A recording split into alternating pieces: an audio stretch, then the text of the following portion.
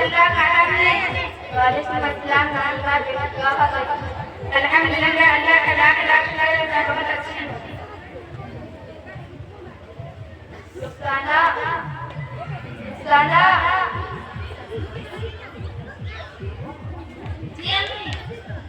मुझे रुखसाना रहीमा वाले वजह चाय बना मेरे पास टाइम नहीं है मैं स्कूल का होमवर्क कर रही हूँ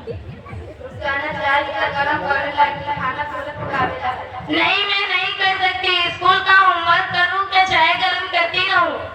बात मान लेना था बाद में पकावेला मैं बोल दी ना कि स्कूल का काम कर रही हूँ अफसाना बाजी को बोले अफसाना अफसाना अफसाना बोलिए देखना दोनों नहीं मैं आपकी हेलो जरा चाय बना ले क्या क्या चाहिए है चाय बनावेला है चाय चाय ऊपर करके या मोबाइल पर सुन रही मैं कान से सुन रही हूँ कभी जल्दी सोच के काम कर ले मैं अभी नहीं कर सकती बहुत मजेदार चीज चल रहा है अगर बीच में छोड़ूंगी तो पता नहीं क्या हो जाएगा अजी खाना में आप बैठे तो बड़ी नाफरमान और बदतमीज मालूम होती है क्या बोली जाएगा नाफरमान और तू बड़ी पार्टा हम लोग बदतमीज हैं और तू बड़ी तमीज वाली है आ गई हमारी अम्मी को चढ़ाने बढ़ा अरे बड़े बहने क्या बोल दिया कि दोनों कुत्ते की तरह पर भौंकने लगी लगता है जवान बात कर हमारे घर में आके आपकी पूरा फैला कहने लगी अगर खाला की बेटी ना होती तो धक्के देकर भगा देगा अरे मेरी बहनों मैंने बेटे से बुरा भला नहीं कहा ना कोई गाली दी ना मार पिटाई ना ही तो कहा कि ना प्रमाण होगी तो क्या हो गया प्रमाण है हाँ कुरान हदीस के मुताबिक बिल्कुल ना प्रमाण हो बड़ी कुरान हदीस हम लोगों को चाहिए सही है क्या हम लोग भी उसकी बोले इसीलिए तो माँ बाप का खुद नहीं जानते हो माँ की अताअत का कितना बड़ा दर्जा है और माँ की खिदमत का कितना बड़ा अजर है हाँ हमको सब मालूम है और करते भी हैं हमारे बाप की खिदमत नहीं करते भी है माँ की खिदमत ये नहीं है कि माँ कोई काम करती रहे और अल्लाह इंसान को इनकार करती रहे कुरान करीम में माँ बाप के सामने अपने कहना मना तो हमने अपने क्या कोई गाली देगी या हमने क्या कुछ कर दिया मेरी बहनों जरा दिल से सोचो अभी मैंने मुझे देखा है खाना नहीं कह रही है चाय बना दो तो एक कह रही है मैं नहीं करूँगी तो दूसरी बोल रही है देख रही हूँ मैं नहीं करूँगी सोचो तुम्हारे समझ से हमने कितनी तकलीफ की होगी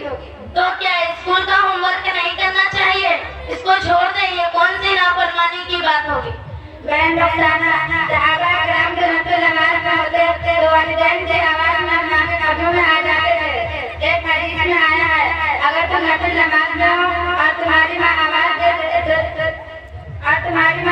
दे उसका जवाब दो इससे बढ़ के है कि कुरान करीम ने खुल्ला ऐलान किया वला तक़ुल्लहुमा उफ़्फ़िन वला तनहरहुमा वक़ुल लहुमा क़ौलन करीमा माँ बाप के सामने उपलब्ध न करो उनको मत गिरो उनसे नरम बात करो और उनके सामने शफ़क़त से उनसे नारीदादा जुड़े रहा करो और यूँ दुआ करते रहो ऐ परवरदिगार उन दोनों को नफ़रत फरमा जैसा कि उन दोनों ने मुझे बचपन में पाला और परवरिश किया है दूसरी जगह इरशाद फरमाया और कोई नहीं इंसान हमारा उसने तकलीफ देकर के पेट में रखा और तकलीफ बर्दाश्त करके उसके जना मालूम हुआ कि सबसे ज्यादा मेहनत और मशक्कत और तकलीफ माँ बर्दाश्त करती है एक और हदीस में आया है रिज़क़ुल्लाहि माँ रिज़क़िल वालिदैन व सख़तुल्लाहि माँ सख़तिल वालिदैन यानी अल्लाह की रज़ामंदी आज़ादी वालिदैन की खुशी में और अल्लाह की नाराजगी माँ बाप की नाराजगी में है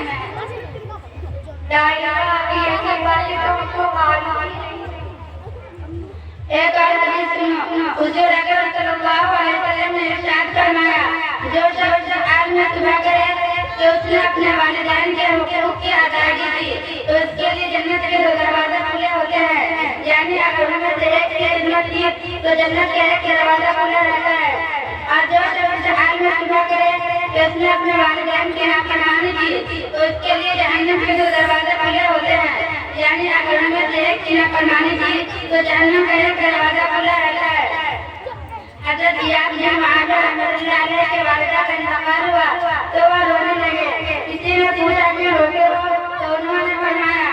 कानी बाबाने ममनुआना इलल जन्नति व उग़लिक़ अहदुहुमा, यानी मेरे लिए जन्नत के दो दरवाजे खुले थे, अब वालिदा की औकात पर एक दरवाजा बंद हो गया, इसीलिए रो रहा हूँ। इस कदर वालों जिनके वालिदा जिंदा है कि उनके लिए जन्नत के दरवाजे खुले होते हैं। नहीं माँ आपी, आज तो आपने मेरी दिल की दुनिया ही बदल दी। हमें पता ही नहीं था कि माँ बाप का इतना बड़ा मकाम है और उनकी इताअत जन्नत की जमानत है। यही लगा माँ की लगे बेटी कि मदरसा में पढ़ ले, दीनी तालीम सीख ले, मगर तू रहली की इनकार करती रही। ना हम स्कूल पढ़ पाओ, हम कॉलेज पढ़ पाओ, हम इंजीनियर बन पाओ। अम्मी जान, हमें माफ कर दीजिए, बड़ी नाफरमानी हुई, आपकी बड़ी हस्तलफी हुई, माफ कर दीजिए ना हमें। बेटी हमका मार बोलो हमरा, जितना भी तकलीफ देवे हम सह लेबो और माफ भी कर देबो। माय का दिल बड़ा हो और बेटी माय का दिल बड़ा हो। नाया